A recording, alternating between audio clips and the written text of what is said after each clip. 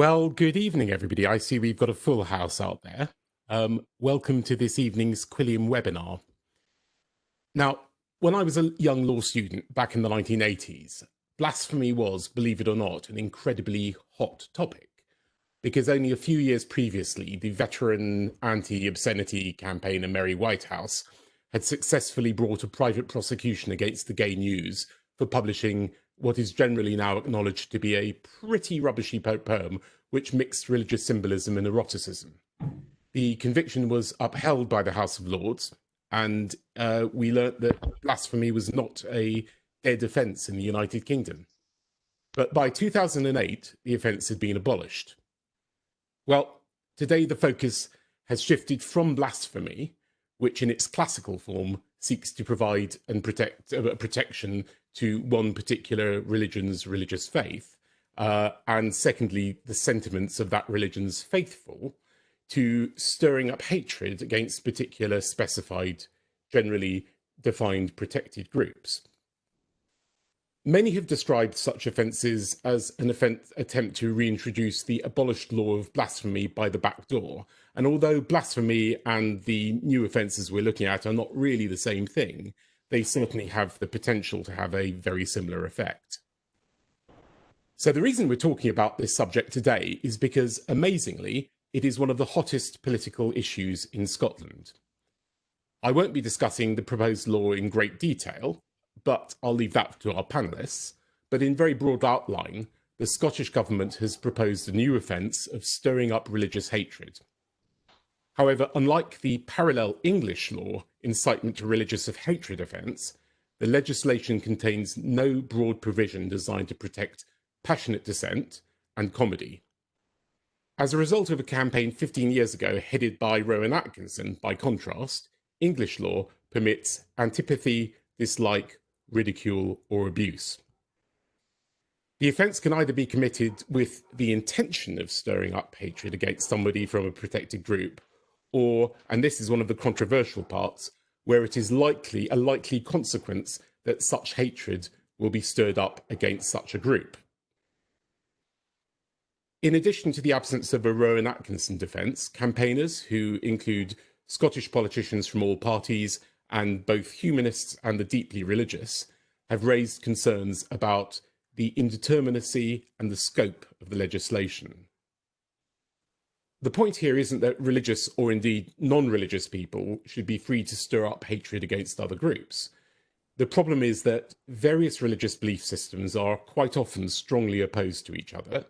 And while we can and should expect public figures to avoid deliberately using inflammatory rhetoric, the concern is that it's not clear where the boundaries of what is permitted should be drawn. Both the militantly religious and the militantly atheist face exactly the same problem, and so have formed what, to some, might be seen as an unlikely alliance. In short, whatever we might think about the proper way to conduct public discourse, there is general agreement between all critics of the legislation that the criminal law is a blunt weapon with which to enforce what we might describe as good behaviour. The campaign is now reaching its peak, and there's some cause for optimism. Scottish Justice Secretary Humza Yousaf said that the government would, quote-unquote, work tirelessly to amend the legislation. Whether those amendments, when proposed, will meet the campaigners' objections very much remains to be seen. So, we have an absolutely superb panel of experts with us tonight who've been deeply involved in these issues for years, joining us today. They are Fraser Sutherland, the Chief Executive of Humanist Society Scotland, Andrew Copson, Chief Executive of Humanists UK, Simon Calvert, the Christian Institute's Deputy Director for Public Affairs, and Emma Webb of Civitas and Free to Disagree. But before we start, I'd like to just do a little bit of housekeeping. And those of you who've attended these webinars before, you'll have heard this all. So apologies for repeating myself. First, as you've noticed, unlike most people, we're not using Zoom. We've moved from Zoom to WebEx. And we did that in part because we were concerned about data privacy issues relating to the transmission of personal data to China. Zoom has a very good platform for running webinars. WebEx is essentially a meetings platform, And one of the features of it is that you can turn on your camera and you can turn on your microphone. I would ask you very much not to do that. The reason I ask you not to do that is not because we wouldn't like to see you or hear you, but because for one poor chap in one of the first webinars we did using this platform, he and his wife were having an argument about whose turn it was to take out the bins, and everybody heard that, and I had to scramble around and mute him, but it was a little bit too late. Secondly, the most interesting part of any webinar, I think, is the question and answer session. Please use the chat button on your screen to ask your questions in writing, and I'm going to keep an eye on those, and I'm going to be putting those to the panelists. And hopefully there will be time at the end of this to put those questions to the panelists. And I probably will call on you and ask you to make it in person. So be prepared to do that if you have a question to ask or a point to make. But again, I can't stress this strongly enough. Please keep your microphone and camera off until you're called. Very finally, these webinars are free, but they do cost us money. And can I encourage any of you who are not members of the Quilliam Circle, please join Quilliam Circle. I've sent you an email with the link in it. If you do that and make regular donations, small donations to us, that helps to offset the cost of running these webinars. Now, on to the topic of the day, and I'm going to introduce the panel and we can then get started. So first off, I would like to call on Fraser from the Scottish Humanists. Fraser, please unmute your microphone and switch your camera on. Hi there, good evening everyone, and thanks very much for inviting me along today. You want to introduce all the panelists first and then we'll go on to talk? No, I'll do it one by one if that's okay. That's fine. Yeah. Okay, so just go off on the topic, yeah?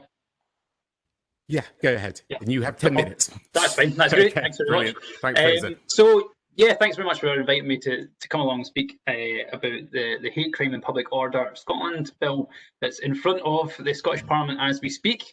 And this has been quite a long course to get to this point. This was something that came about originally in discussion way back in 2016. And one of the original main reasons behind looking at a new hate crime bill was a religiously motivated murder, which some of you may remember about, a shopkeeper in Glasgow who was a member of the Ahmadiyya faith Muslim community, who was murdered outside his shop because the perpetrator of that crime had decided that he was a blasphemer, so hence the topic of conversation today, and that he had to be dealt with in his form of justice. Now, what happened in that case was that actually the victim of the case didn't fit nicely into the current definition of hate crime, because it was seen that he didn't meet the criteria enough. His beliefs didn't meet the criteria enough of being part of a faith or belief community. And so that precipitated a recommendation from the Lord Advocate to the Scottish ministers to review hate crime and then bring forward changes to the bill so that that couldn't happen again. And I'm going to come back to the point on the murder of Asad Shah later, because there are concerns, or concerns certainly I have, that actually the original issue hasn't been rectified in this bill. The whole point of this exercise actually hasn't been rectified. But before I do that, I want to touch on what I see as the most contentious part of the bill. That's part 2 of the bill, and I think you'll probably hear the same from many of the speakers this evening, and that's about this offence of stirring up hatred. I don't see much in the way of concern with part 1 of the bill. It brings together much of the existing legislation. It clarifies some aspects of the existing legislation. It brings it together in one act instead of across a variety of different pieces of legislation. But part 2 brings in new offences that don't currently exist except in the case of race. So there already is a stirring up offence with regard to race, but there isn't for these other what's called protected characteristics. And from my perspective, from the Humanist Society's perspective, we obviously have a particular interest in religion and belief, and clearly Quilliam do as well. So that's what I'm going to talk on, because that's our expertise. Other people might want to talk about other aspects of it. But for me, the most important part of stirring up offences is firstly that Lord Brackadale, who was the judge who led this independent inquiry that I mentioned before on the back of that murder, he stated in his inquiry paper, the paper that he published at the end of his inquiry, that any offence that could be dealt with under stirring up legislation could actually be dealt with under what's called a statutory aggravator. So that's part one of the bill. So that's something where you commit a criminal offence, but you do so because you're aggravated or you're prejudiced against the person because of their race, because of their religion, because of their gender, for example, or their sexual orientation, or something similar. So he recognises in his report actually that there is a clear approach that you can use. And so the question is, do we need new legislation to deal with the offences, or can we use existing, or even what's in part one of the bill to answer a lot of the concerns that have been raised by some groups? And my point to the Justice Secretary has been, and I've met with them on a number of occasions throughout this process, that actually, are we creating legislation that's needed, or actually is the focus needed on how we use existing legislation to tackle it? Now, it's not unexpected that, for example, the Scottish Police Federation have raised concerns about the new bill, because the Scottish Police Federation are the rank and file officers, and they have obviously good experience of where legislation can be enacted that's quite bad and hard to police. So those of you who are Scottish participants will of course remember the Offensive Behaviour Football Act, which was a piece of legislation introduced by previous Scottish Government, SNP, previous administration, in response to their concern around sectarianism related to Scottish football, particularly in the west coast of Scotland. However, it was legislation that made criminal offences out of acts that happened at certain times and certain locations, but not at other times. And it was considered, quite a heavy approach to deal with a problem that I think many of us would agree is a long-standing issue in certain parts of Scotland. And actually, criminalising people's behaviour is probably not the best way in which to deal with the issues that you're trying to deal with, the sectarianism at the end of it. Ultimately, what happened was, after the SNP lost their majority in the Scottish Parliament, at the last Scottish Parliament election, the opposition parties repealed that act, and it's no longer in force. But I'm not surprised, for example, when the Scottish Police Federation have concerns about this bill, because I have concerns that some of the issues that were raised by the Offensive Behaviour at Football Act, namely that we already have existing legislation that can deal with some of the concerns that are being raised at what we need to deal with in public order, can't be dealt with already, or at least can't be dealt with within part one. So there's a broad question about the need for stirring up. But even if we accept the point that stirring up is needed, my concern is about this intent, and it was touched on at the beginning there by David, that the question of really, we should prove intent, because that's what we use in other common law in Scotland. That's what we use for theft. That's what we use for other offences as well. I don't believe the Scottish Government have said it could be very difficult to prove someone's intent when it comes to a stirring up offence. Well, I think the behaviour we want to criminalise, if we want to criminalise any behaviour, should be very difficult to prove. It should meet quite a high bar. And I don't disagree that we should challenge some of the real extremists, for example, that Quilliam have worked really hard to challenge in society, and absolutely these people can be dealt with.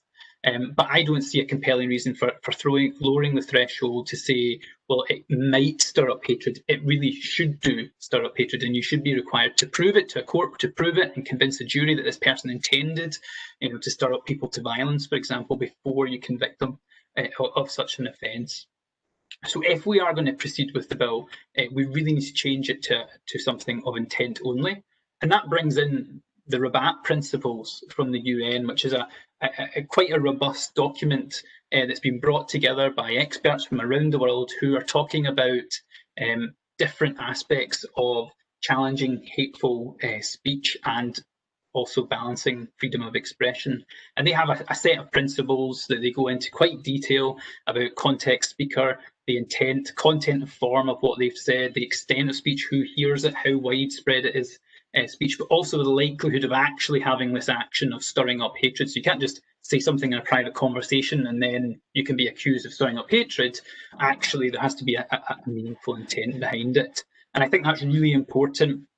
It brings on the United Nations human rights recommendations, and I think that's quite right. So I hope the Scottish Government, and I put this to them, will bring on their plan of action in any changes that they're making. And of course, it was mentioned that the Justice Secretary is taken away and is considering potential changes. He's going to bring that back to the Scottish Parliament before I think they start considering evidence at the Justice Committee, which should be happening around about October, November time. And obviously the next election is in May, so this legislation will in one way or another have to be wrapped up before that election. So it'll be interesting to see what happens between now and kind of April time. Just want to very quickly, before we move on, come back to the point on the original case, what I mentioned, that it's quite disappointing, I have to say, to see that the statutory test for religiously aggravated offences. So this is where you've committed a criminal offence. So, for example, a murder in the case of Acid Shah. But it was religiously motivated, and he didn't fit into this gap because it was considered that his views didn't nicely fit into a community of belief. And that, for me, causes some concern. It causes concern, for example, for people who are labelled apostates and who are targeted for violence. If we don't close this gap, it could mean that people who are targeted because of that, they wouldn't be classed, that would not be classed as a religiously motivated killing. And I think we all accept it absolutely should be, and that people should be punished as such. So I would like to see that tightened up, and that's for what I'm talking about, the statutory aggravation. So that's not for stirring up offences, that's for where someone commits a criminal offence and they're motivated by prejudice, and the prejudice in this case is obviously religious. That's a broad tour de force of my main concerns. There's other smaller parts of the bill around, for example, acts of plays, and there's specific wording in the bill, and I don't want to go into too much detail unless there's someone who's an expert in that area and wants to talk about it in detail. But those are the main concerns that I have, mostly around intent, around the fact that we haven't closed the gap that the Lord Advocate wrote to the Justice Secretary way back in 2016, and we went through this whole review and we still haven't solved the problem. I think that's a missed opportunity, and it really needs to be looked at. And of course, the other thing to welcome, and it was mentioned at the top, is that this bill will actually finally get rid of the common law offence against blasphemy in Scotland. We still actually have a common law offence. It's not been used in a very long time, but it is something that we should celebrate if we can do that. And I hope that the legislation can be amended so that we get rid of some of the most concerning aspects that have been raised, not by just us, but by a wide plethora of organisations. Fraser, thank you very much for that magisterial overview of the issue. I wrote an article on this back in May, and I wish I'd had the breadth of understanding of it back then that you've displayed. I'm now going to pass over to Andrew Copson, who can give us a view from south of the border.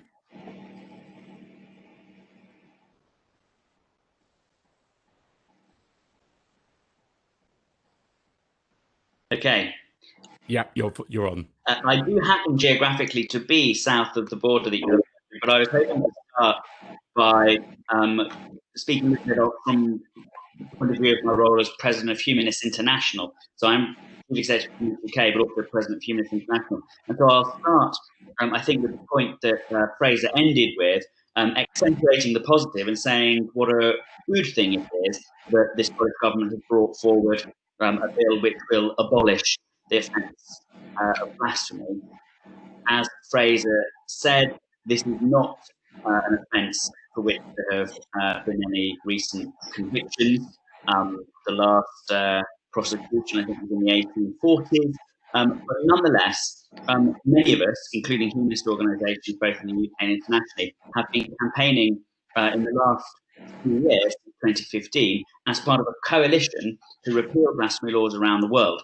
And that's because when countries that do have blasphemy laws, which lead to real prosecutions, real imprisonment, which really do criminalise people, which have led in some cases to both judicial torture and to execution, when those countries are challenged internationally on the laws that they have on their statute book, laws of blasphemy, they very often will defend themselves, when they choose to try to defend themselves at all, by pointing at the existence on the statute books of other countries, and their favourite examples, of course, are Western liberal democracies, where such laws also still exist. Now, everybody knows this is a completely false analogy, because blasphemy laws, where they are still active in liberal democracies, do not lead to imprisonment, typically, do not lead to capital punishment, and are in no way comparable to the blasphemy laws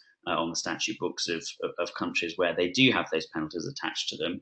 But nonetheless, it is a good thing if we can get rid of dead letter blasphemy laws in countries that still have them, because that does send a sort of signal internationally, build up a sort of development internationally that can lead to positive changes in other countries. So it's good whenever any state, any government decides to abolish a blasphemy law. And since the foundation of the End Blasphemy Laws Coalition in 2015, Canada, Denmark, Greece, Norway, Iceland, Ireland by referendum, of course, Malta, New Zealand, and Alsace-Moselle in France have all abolished their blasphemy laws. And when they have, it's led to coverage which has helped to move the global debate on blasphemy laws on. And Spain is also considering legislation to abolish its blasphemy law as well. Abolition of blasphemy law in England and Wales, as was said in the introduction, occurred in 2006, and that was another good moment for that global move. And the government in Scotland has recognised that its abolition of the common law offence of blasphemy not only removes an outdated law, but also is useful in sending an international signal. They've said in their own guidance on their draft bill that the abolition of blasphemy provides an opportunity for the Scottish Government to lead by example in not legitimising the retention of such an offence. And that's why it's disappointing, and I hope that they'll improve those areas of the bill outside of blasphemy, which also will lead by example in the world, but by, as Fraser's pointed out, not a good example. There are international standards around the circumscriptions that might be applied to freedom of expression in the interests of stamping out crimes motivated by hate, for the incitement of hate and incitement of violence. These are contained in the Rabat Plan, as Fraser mentioned. Humanist organisations and many religion-based NGOs, as well as many human rights agencies around the world, worked on and participated together with states that are party to the UN treaties in producing those guidelines. They make it clear that when governments are considering laws that curb people's free expression on the grounds of eliminating hate, they need to consider context. They need to consider intent. That's a vital principle. They need to consider the content of the expression, the form of the expression, so as to not inadvertently chill artistic or scientific or other sorts of expression.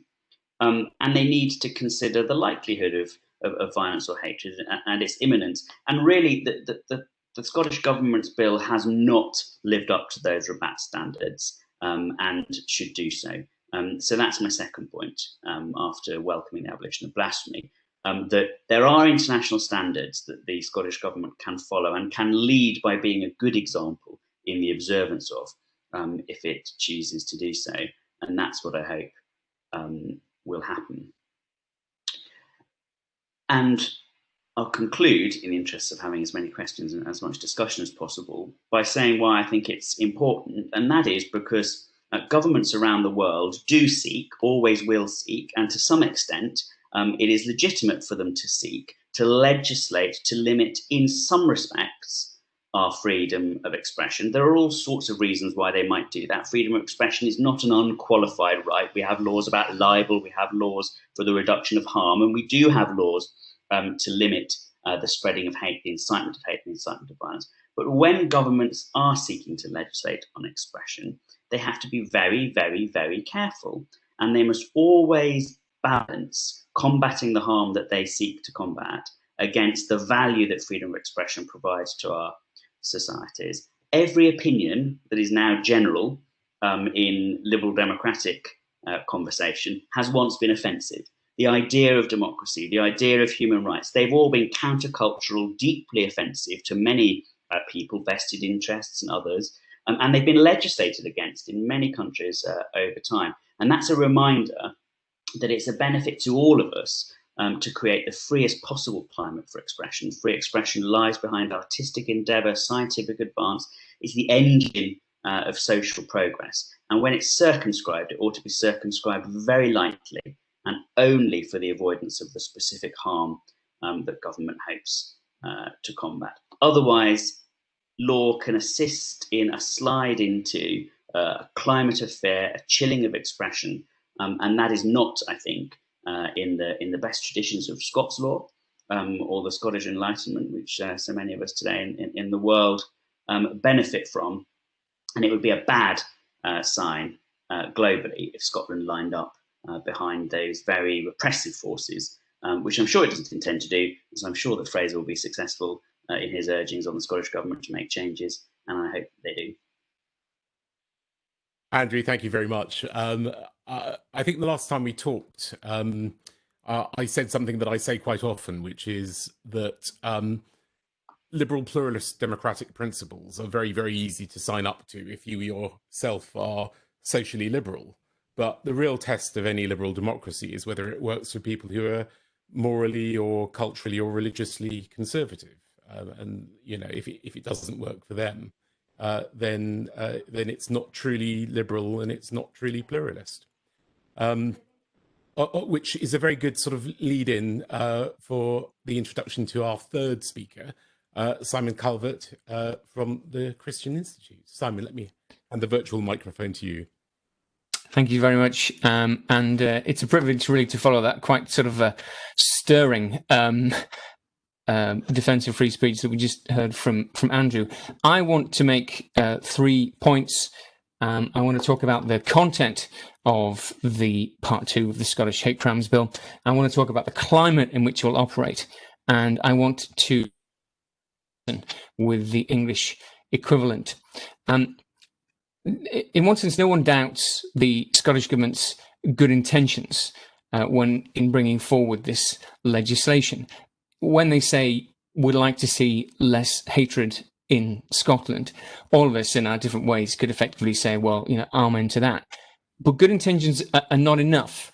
It's not enough to describe a problem. If you're going to prescribe a solution, it's got to be a solution which is actually precise and focused and effective. And the Scottish Government just has failed that test. The wording of Part 2 of this hate crimes bill, these stirring up offences that we're focusing on, is so broad, is so vague, that it has stirred up opposition from the widest possible cross-section of Scottish society, politically, religiously, left and right, liberal, conservative, but also the number of institutions who have spoken out against it. You have sheriffs in the lower courts, you have senior judges from the College of Senators, you have rank and file police officers in the form of the Scottish Police Federation.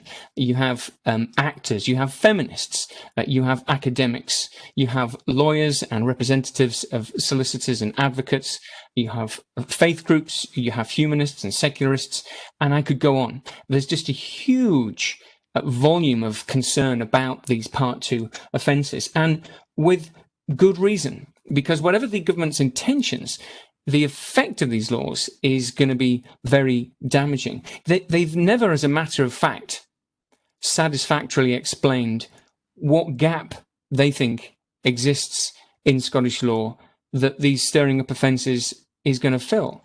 And in fact, the financial memorandum accompanying the legislation says that there is almost complete, if not complete, overlap between what they intend the Part 2 offences to cover and existing laws, such as Section 38 of the Criminal Justice and Licensing Act. Now, we don't accept that. We think that Part 2 goes much further than existing law. But if even on the Scottish Government's own terms, they don't think that this legislation creates new offences, protects people more than existing law, what's the point?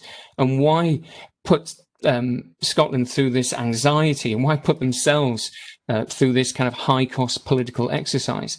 But the fact is, they will often fall back when they're defending this legislation on talking about the hatred and the prejudice that we'd all like to see less of. But you can't just wrap yourself up in that every time somebody criticises the wording of your legislation. You actually have to be able to defend the real world impact of the legislation, and they can't do that. So it's already been touched on, but it's worth restating it. It's just some of the thresholds in these Part 2 stirring up offences. Firstly, that the words used are considered abusive. That's the lowest part of the threshold. It's threatening or abusive words. Well, the dictionary says that a synonym for abusive is insulting. This is quite a subjective concept, and it's concerning that lower threshold is the threshold this is going to operate at, especially when you look at the next part of the threshold, which is not just for abusive words which are intended to stir up hatred, but words deemed abusive that are also deemed likely to stir up hatred. You do not have to prove that any hatred has been stirred up, and you do not have to prove that the person intended to stir up hatred. You just have to have a view that it's likely hatred could be stirred up. Well, that is as wide as it is long, and it's very hard to know where that would end. And then there's the word hatred itself. It's actually very hard to define. One person's hatred can just be another person's strong opinion. And hatred of what? We should be allowed to hate ideas if we think that those ideas are wicked or immensely harmful. And we may even hate particular institutions because they promulgate or practice some of these ideas. That's not the same thing as hating a person or trying to stir up hatred against a group of people.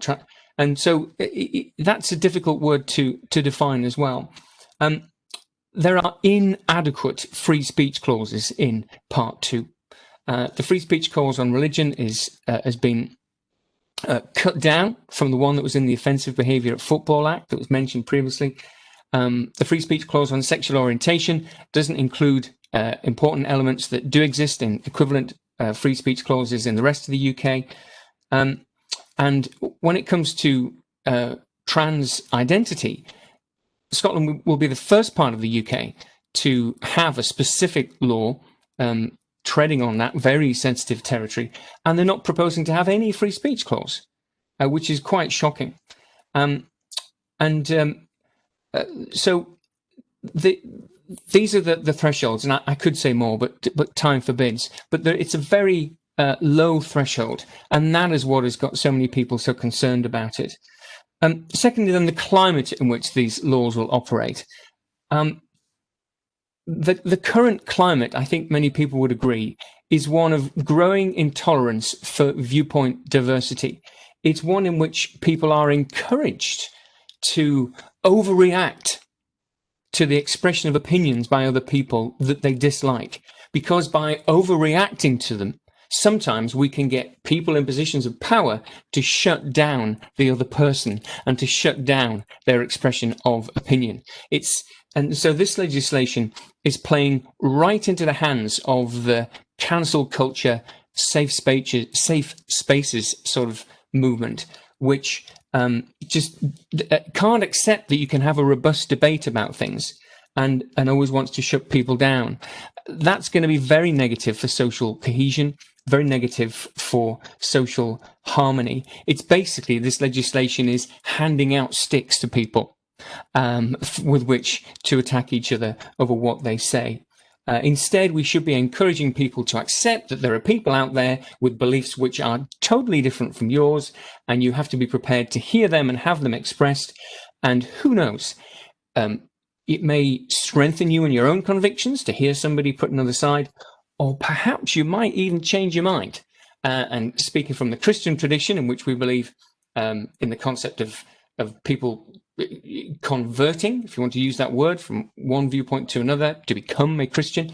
That's very important, to be able to hear something you don't agree with, because you might come eventually to agree with it. The third point then is the comparison between the Scottish legislation and the equivalent English legislation, which covers stirring up on the grounds of religion and on the grounds of sexual orientation. The religion comparison is particularly interesting because the threshold there, rather than threatening or abusive, is threatening words. And rather than being intended or likely to stir up hatred, you have to prove that it was intended to stir up hatred. And then in religion, it has a all singing, all dancing, free speech clause, which covers discussion, criticism, or expressions of antipathy, dislike, ridicule, insult, or abuse of particular religions or beliefs or practices, and so on. So it's very strong. And what's fascinating about all of that is that we only have that in the English religious stirring up hatred offence, because SNP members of Parliament came to the Commons in January 2006 to vote for it. It was one of the very few occasions where Tony Blair's Labour government lost a vote in the House of Commons. They lost the crunch vote by just one, a majority of one. And bearing in mind there were, I think, 5 or 6 SNP MPs at the time, you can see how their votes were essential. And this was, on the face of it, an England-only piece of legislation. So they broke their normal rule to come to vote to pin back the stirring up offences in these very important ways. So that begs the question, why do the SNP in Scotland want a worse version of the stirring up offences than they voted for in England? And I think on that point, I'll close. Simon, that was absolutely superb. Thank you very much for the SNP point is an extremely well-made point. They may not have been the same SNP MPs as those sitting in Holyrood. In fact, probably they are not. But it is a remarkable thing to see a party shift its position on something which really should be so sort of obvious and fundamental to them. I'm going to pass on now to Emma Webb. Emma is from Civitas. Emma, switch your microphone and camera on.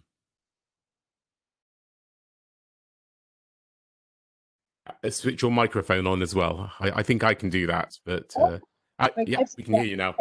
Thank you so much for inviting me to take part in this event.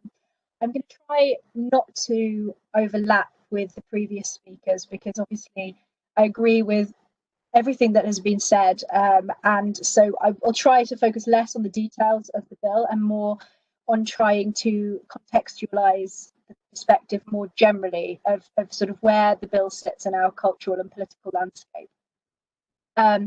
So firstly, why should we consider this bill as a form of a perhaps modern blasphemy law, which is what it has been referred to as relatively widely? So my first point here would be that it belongs within a particular cultural context. So we've seen over the past couple of decades in many areas of life, in politics, in education, entertainment, in cultural institutions like museums, theatres and libraries, there's been a significant cultural shift away from the worldview that we might say was a sort of pre-1990s accepted cultural consensus towards a new perspective that is influenced by and has its origin in the American universities. And some people have referred to this as critical social justice theory. Some have referred to it as critical race theory. It's sometimes spoken of in terms of neo-Marxism because it divides the world into oppressors and oppressed, but instead of the bourgeoisie and the proletariat, it's done more in terms of identity groups. So identity groups, particularly that intersect, which is referred to as intersectionality, in categories of age, disability, sex characteristics, sexual orientation, gender, and so on. And obviously I'm oversimplifying this somewhat, but the point is that this correlates with the sacred ideas that, as mentioned already within cancel culture, often difficult to question and have found their way into this bill and seem to have influenced the sort of milieu within which this bill has become possible. And the list of cancellations along these fault lines is practically endless at this point. Just to give a few examples, because this was mentioned already, the debate, for example, over the Gender Recognition Act, if you just look at the vitriol that J.K. Rowling has received for expressing concerns about the erasure of the concept of sex, biological sex, or what is referred to sometimes as gender critical views, and those people are slurred as TERFs. Or the think tanker Maya Forstater, who was fired for tweeting something questioning whether a transgender woman could become could change, or a transgender woman could change the biological sex. And this decision was actually upheld at the courts, with the judge saying that her views were not worthy of respect in a democratic society. There are other examples of, for example, a Christian doctor who refused to use gender pronouns because he felt this was against his conscience, and that it was a ritual denial of what he regarded as an obvious truth. And the Department for Work and Pensions euphemistically described this as unwanted conduct. So the point here is that some of these intersectional identities can't easily coexist with each other and often come into conflict, as they have done with the conflict between the LGB Alliance and trans activists, where they're concerned that the trans activism is undermining their right to declare themselves as attracted to the same biological sex as opposed to gender. You get the same sort of thing within the Islamophobia debate. We saw with the Birmingham schools row over the SRE curriculum that there was a crossfire between people who were in favour of the LGBT education and Muslim parents who were not. As Simon said, if this legislation were to enter into this sort of climate, it would be like handing out sticks to beat each other with. And this just provides an illustration really of the sort of sacred values that form the background of this bill. And the idea of stirring up hatred with or without intention is essentially equivalent to a blasphemy law against these ideas. And it's a situation that is impossible for dissenters, because people who criticize it end up being backed into a corner, accused of the very thing that they're criticizing, whether it's Islamophobia, transphobia, or racism, and so on. So my second point refers also to what the previous speakers have said, which is that this bill cannot be fixed with amendments.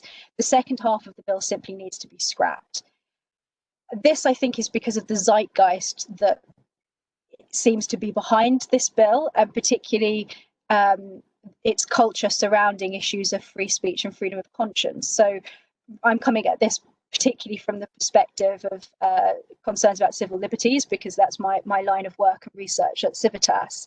And the protected characteristics in this bill, as I mentioned, they correlate with these, let's call them new sacred ideas: race, disability, religion, social and cultural group, sexual orientation, transgender identity, the list just goes on and on. But as has already been mentioned, the law is sufficient already to protect against hate crime as we would properly understand it. So to deal with those things that we would rightly regard as within the realm of law, within the realm of the state's activity, like, for example, inciting violence or libel. And it does go well beyond current legislation, so well beyond the Equality Act. And it goes into a territory that used to be governed by manners and cultural consensus, issues to do with respect and just simply being polite and nice to one another. And this difference in attitude, I think, can be seen in the statements that the Minister Hamza Yusuf has made when he talks about using legislation to send a message, which I think we could probably agree on is an inappropriate use of legislation. And that the aim of this legislation is to create a Scotland that is the inclusive and respectful society that we want it to be. And that's a direct quote. So the aim seems to be quite clear, that the bill wants to police words and action and the consumption and sharing of material in order to try to change people's thoughts within a society, to eliminate prejudice or subconscious bias or the hateful environment that this bill sort of seeks to, or imagines that it seeks to respond to. And it reminds me of the Orwellian concept of crime stop, where you try to stop yourself just a moment before actually committing the thought crime.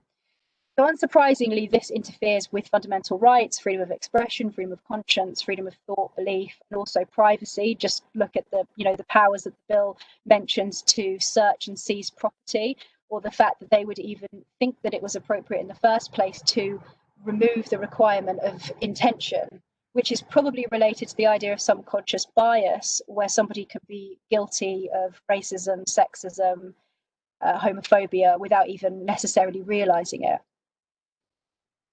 So in this context, any claims to respect free speech will inevitably sound like lip service. When Humza Yousaf was responding to the mountain of criticisms that have already been mentioned, he said, and this is a direct quote, "You can be as controversial or offensive as you want. What you can't do is be threatening or abusive with the intention or likelihood of stirring up hatred." And consider also, as has already been mentioned as well, the climate that this bill is entering into, which lends itself so easily to a witch hunt and to malicious accusations that would have quite serious consequences. Unlike the blasphemy law that's being repealed, this is something that could really actually result in prosecutions, whereas the previous dead law couldn't. The context that it's coming into is a context of extreme cultural tension, with streets being renamed, statues being vandalized and removed, heritage being attacked, what's being described as repudiation inflation, where we start searching for problematic things and then the net becomes absurdly wide until we're trying to take down the busts of Mendelssohn and Beethoven because classical music is white supremacist. And it belongs within this context of critical race theory that I mentioned before, that is explicitly against, according to theorists like Robin DiAngelo, ideas like meritocracy, and forces groups to sort of be out for their own interests, to deny common humanity. And so this is the most inflammatory and divisive worldview possible, particularly under the current circumstances, and would be terrible for social cohesion and lends itself naturally to extremism. So if anything, this bill, as was already mentioned, Assad Shah, doesn't lend itself very well to honouring his memory or actually dealing with the relationships between different communities within Scotland or elsewhere. So for the sake of time, I'm going to skip forward slightly to my final point, which is the political context of this bill. So the SNP have a small vanguard that seems to be determined to push this, and this is despite the vast number of credible objections to it. So it would be reasonable for us to ask why this is the case. Is it perhaps because they want to distinguish themselves from England and to perhaps prime the country for independence? It's been suggested that perhaps this is to make a statement of their identity as an independent nation, or with a tinge of sort of moral superiority or competitiveness with England, is one thing that I've heard suggested. The Scottish elections are coming up in May, and given the opinion polling on the bill done by Free to Disagree, it would suggest that it would be sensible for the SNP to simply pull the bill rather than to pursue amendments. And according to this opinion polling, 87% of Scots thought that free speech was an important right. 69% thought that intent should be required. And 64% thought that only words that invite violence or incite violence should be criminalised. In August, the opinion polls showed that the SNP, according to YouGov, were well ahead as expected. So the bill, pushing the bill won't necessarily have any electoral consequences for them, even if we might hope that it does. But we should be very clear that if the bill does pass, that it would have serious consequences south of the border. So as Simon already mentioned, the UK has much more sane legislation in this area. The Racial and Religious Hatred Act requires intent and only refers to threatening acts, not insulting or abusive ones.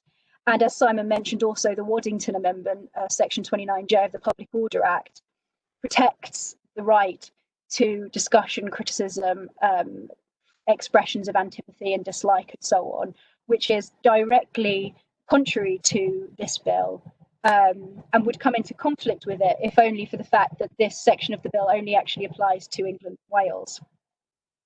Nevertheless, if this legislation is passed, it's likely that future legislators who are revising hate crime in other countries within the Union will feel pressure to follow suit, and it could lead to confusion as to what is or is not legal on either side of the border, and therefore to create an environment of censorship.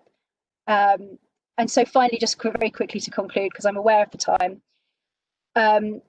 my position on this is simply that the second half of the bill has to be scrapped. Humza Yousaf has been talking about making significant changes to the bill, but I think that the issues with the second half are far too complex to be rewritten because the flaws are inherent. And so, yeah, we should just scrap the second half of the bill. That's a very simple solution. Superb. Okay, we have, I think, around about 10 minutes left before we run out of time. We have had one question, and we have enough time for one question. And that question is from David Lodge. I should say poor David has been chatting with me throughout this presentation, and he's asked 3 absolutely superb questions, all of which were addressed moments later by the panel. But he has a novel question which nobody has addressed. So, David, let me hand over to you. Thanks. So, I mean, a lot was said, and very briefly, the 2 questions I had that were answered is, what is the problem that we're trying to solve here? And also differentiating between hate towards a person versus hate towards an idea. So it's good to see those points raised. I think this goes into the sort of postmodernist, neo-Marxist type view of the radical left that was mentioned. And we already know, for example, that on Twitter you get into trouble for calling a woman an adult human female and therefore excluding trans women. And the danger here is perhaps that the law starts to reflect the group identity of a person rather than holding the identity of the individual as sovereign. And I just wonder what your views are on that. Are we going into this sort of postmodernist kind of neo-Marxist territory, giving in, if you like, to the views of the radical left, where everything is about identity politics, the group identity, rather than maintaining the identity of the individual as the sovereign identity? So I'm going to take the questions. I'm going to pass the questions in turn to the 4 panelists in the order in which they spoke, which means that, first of all, the question is for Fraser. Yeah, I suppose that comes back a wee bit to one of the earlier points I was making around the Part 1 definitions, particularly around religion and belief, which is still quite limited. And I think, David, the point is that we should look at the people as individuals. Yes, there is protected characteristics which those people fit within, but we are talking here about criminal law. So I appreciate some of the other points were made. They don't necessarily interact with what we're discussing here. This is a piece of criminal legislation where people will be brought to the courts. So I think we have to view it in that lens rather than bringing in some outside examples, which I'm not entirely convinced are always helpful. So in the space of criminal law, I think we have to have quite high thresholds. And I mentioned that before about where do we hit the threshold of things. And I think that can be achieved. I think maybe I will disagree with some of the other speakers, where I'll say that I do think the bill is repairable. I do think that things can be amended to make it workable. That doesn't withstand there are still serious conditions as it sits tonight because of the Scottish Government haven't committed to anything yet other than the Justice Secretary saying he's taking on board the views. Needless to say, there was 2,000 responses to the Justice Committee's call for evidence, so that is a significant amount of evidence to trawl through, and there has been quite a wide variety of views put forward. So I think there is, scope for changes to be made, and hopefully that will answer some of our concerns that have been raised tonight. But I think we should still not lose sight of the fact that we're talking about criminal law here rather than some other issues. Right, we're talking about people who will, individuals who will go to prison potentially as a result of this legislation. Andrew, can I pass on to you for a brief comment? I agree with Fraser that the bill is repairable, and I also think I'd like to be very clear about my own opinion, and I don't think this is, or maybe it's contentious, that laws against the incitement of hatred are completely defensible on liberal principles, and in fact ought to be part of the criminal law of any country where hatred is routinely promulgated against vulnerable people. And one of the ways in which people are made vulnerable to a climate of hatred, suspicion, hostility, aggression invoked against them, of course, is according to their sexual orientation, their religion or belief, and that includes every type of religion or belief, their race, their sex, and a whole list of other characteristics. And it is right, I think, for the criminal law to allow police and courts to take action against those who seek to create that climate. The question, surely, Andrew, is where the threshold for... And that's exactly right. But the threshold should be very high. And the Rabat principles are designed to make sure that the threshold is very high. So I'm absolutely saying, like I said in my initial remarks, the threshold should be high. It should involve intent.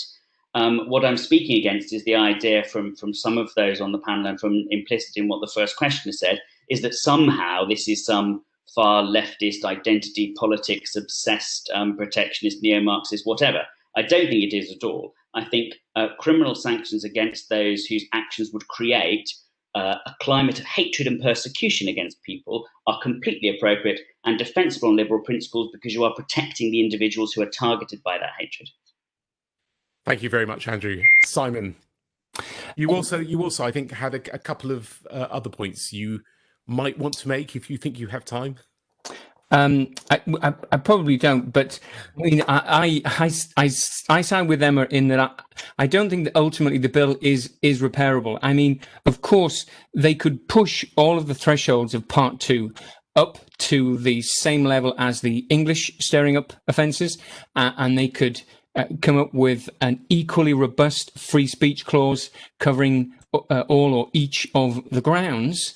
But I think that latter thing might be hard to do given the different sort of shades of opinion that you've got expressing concerns about this. So I think the safest thing to do is to remove Part 2 from this bill and let the rest of the bill proceed, and that will be, quite uncontroversial. I mean, I don't think it's a plot. I think I tried to say at the start of my remarks that we accept the Scottish Government's good intentions. But I, as I said in my presentation, and Emma said it much better, it's the climate in which this will operate. And in that climate, people are encouraged to be super defensive about themselves on very specific grounds, and to overreact in order to get people into trouble. And I think I can say without too much fear of contradiction that the law will not be applied evenly. There will be some groups who will be better able to persuade the police and prosecutors, or they call them procurators fiscal in Scotland, to bring cases, and the groups who have that influence may change over time. And at the moment, it may be the groups that have the most influence are ones which, some people like, but in 10 years' time, it could be a different group that have more influence, and they may not like it. So it's just safer and not to go down this track in the first place. That's a very well-made point, Simon, and I speak as a person who's been involved in expressing outrage, which has led to action being taken, and I felt uncomfortable about it, as all liberals do when the things that they do have consequences. Let me pass on for the final word to Emma. Emma. Yeah, so I agree with what Simon said there. I don't think that there is some grand neo-Marxist plot. I simply think that it's a case of, as Simon said, the climate, the context into which this is coming into, and the cases that I use to illustrate that, I think, just show the ways that this could potentially be used maliciously. I agree again with Simon that I think that the issues with the second part of the bill, referring to the stirring up of hatred, are too complex to amend our way out of, and that the best and safest thing to do would just simply be to scrap the second part of the bill, because current legislation already deals with those aspects of hate crime that fall within the remit that is acceptable to be dealt with by the law. Thank you very much, Emma. We are now exactly at the top of the hour, and that is the point at which we draw to a close. Can I just say, in conclusion, this has been one of the most splendid webinars I've conducted. I don't think I've ever before done a webinar, and I've done a number where everybody has been so on the ball, has expressed their views so clearly, has complemented each other in the expression of their arguments. If the arguments in Scotland in the public political sphere are anything like the arguments that have been had here, there is certainly a lot of intellectual meat on which people may form their ultimate views on the subject. It's a fast-moving issue. My greatest concern in organising this was that the legislation would be changed or even scrapped, but we were fortunate. It's still extant, and with any luck, we will find out what happens in the next few weeks. Can I just finally thank all attendees, and of course the 4 excellent panellists. They are representatives of 4 different organisations: Humanist Society Scotland, Humanist International and Humanist UK, Civitas and the Christian Institute. All of these organisations survive on the basis of grants and membership. If you like these people and what they had to say, if you agreed with their message, look into the organisations in greater detail and do consider joining them.